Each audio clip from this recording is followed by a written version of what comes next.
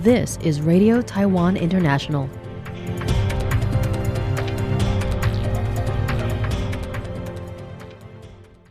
Welcome to the news on Radio Taiwan International. I'm Ira Xu, coming to you from Taipei, Taiwan. We begin with a look at today's top stories for Wednesday, July 22nd.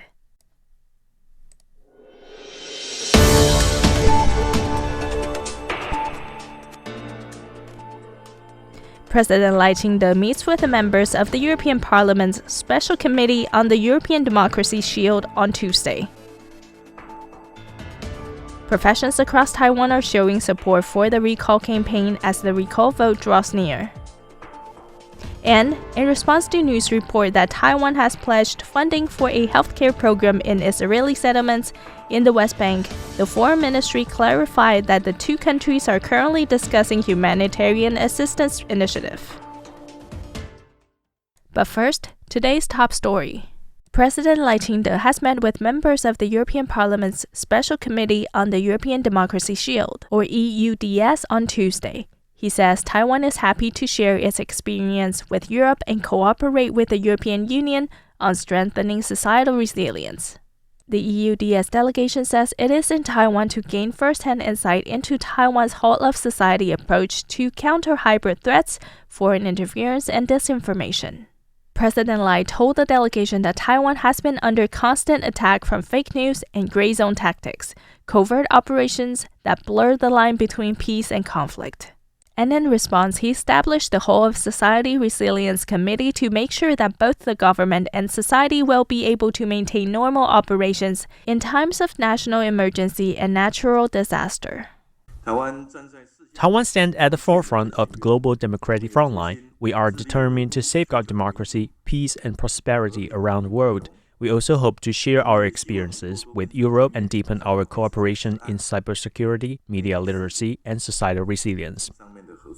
EUDS chair and delegation head Nathalie Loiseau from France is accompanied by Tomasz Deszczowski of Czechia, Michail Wawrzykiewicz of Poland, Kathleen Van Brandt of Belgium, Markéta Gregorova of Czechia, and Engin Erloğlu of Germany.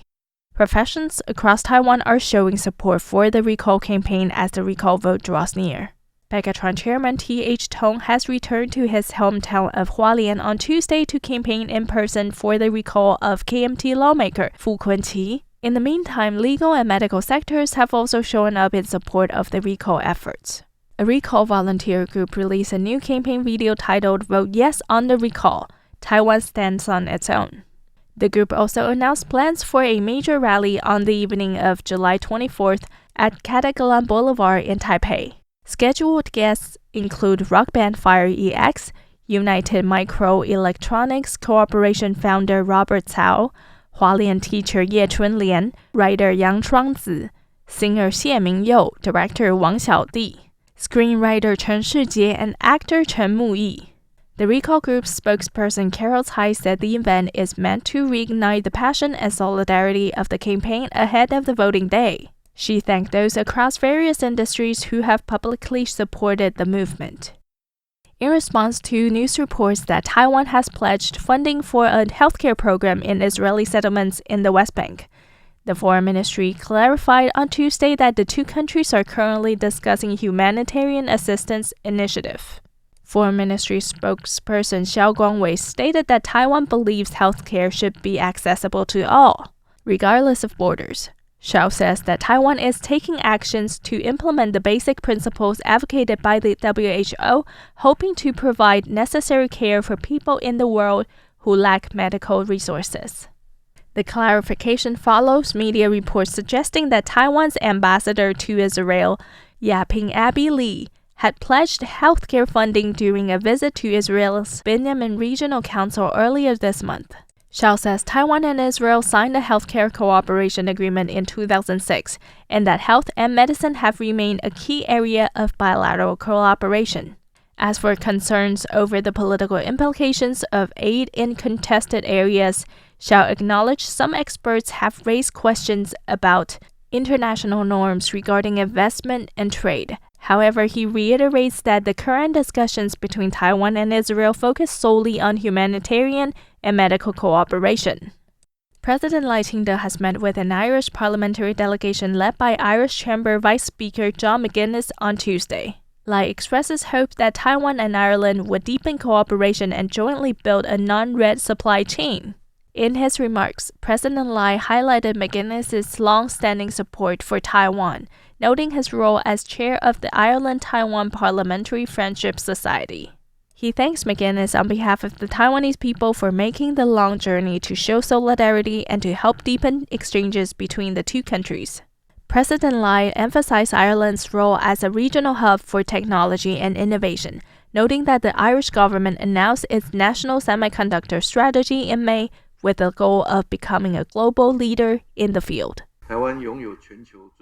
Taiwan possesses the world's most critical semiconductor ecosystem, and our industrial development goals align closely with those of Ireland. We look forward to working with democratic partners to build a non-red technology supply chain. I believe that in the future, Taiwan and Ireland will deepen cooperation, enhance our competitiveness in the semiconductor industry, and jointly build a value-based democratic economic system. He expressed hope that Taiwan and Ireland will continue to strengthen their partnership and work together to advance the well-being of their people, while promoting democracy, peace, and prosperity around the world. Tuning into 96.7 FM in central Taiwan, some locals say that they lately have been frequently hearing Chinese signals from Fujian People's Radio, blocking the original Taiwanese signals. One man says sometimes when he changes stations, he accidentally lands on it. It's fuzzy, but he can hear radio programs from China. Others say they believe it's a deliberate effort by China to influence Taiwanese people's ideas. This phenomenon only used to happen occasionally in coastal areas, but is now appearing in Taichung's Dongshi district and even into the mountains of Dashuishan National Forest. Taiwan's forestry agency says it's never provided broadcasting services in Dashuishan Forest Recreation Area. Taiwan's National Communications Commission says it will send personnel to test whether the disruption is ongoing and determine appropriate countermeasures. Military experts are warning that the interference could be part of China's broader cognitive warfare strategies. Defense expert Ji Dongyun says China doesn't need to occupy territory to wage this kind of war. Instead, he says, by simply boosting transmission power, Beijing could use AI-generated voices to impersonate trusted sources and spread disinformation during a conflict.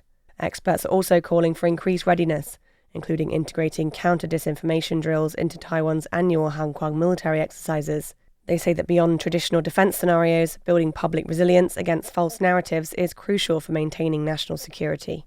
Amber Hatfield for RTI News. Vice President Hsiao Bi-khim attended the inaugural ceremony of the Taiwan AI Robot Industry Alliance on Tuesday. She stated that with government support, Taiwan's AI and smart robotics industry will unite as Team Taiwan to compete on the global stage. In her remarks, Hsiao emphasized that the AI robotics industry is a crucial foundation of the next wave of industrial revolution. She noted the growing presence of AI-powered machines and appliances designed to enhance quality and efficiency in the workplace. She also highlighted how AI technology is being used by people from all walks of life to help address social challenges such as aging populations, healthcare needs, and labor shortages. Hsiao expressed hope that Taiwanese companies, leveraging Taiwan's advanced information and communication technology supply chain and capabilities in technological integration, can work together as Team Taiwan to compete globally. She added that the government will serve as a strong supporter of industrial sectors, helping drive national progress and positioning Taiwan as an indispensable player in the global smart robotics industry. The Taiwan AI Robot Industry Alliance is composed of the Mechanical Engineering Association, the Machine Tool Association, and 5 other industrial associations. Its goal is to build an internationally competitive platform for domestically produced robots and key components, aiming to reach an output value of over 1 trillion NT dollars, or $33 billion by 2030. Thanks for joining me for the news. I'm Iris Xu. Stay tuned for another 50 minutes of English language features brought to you by Radio Taiwan International.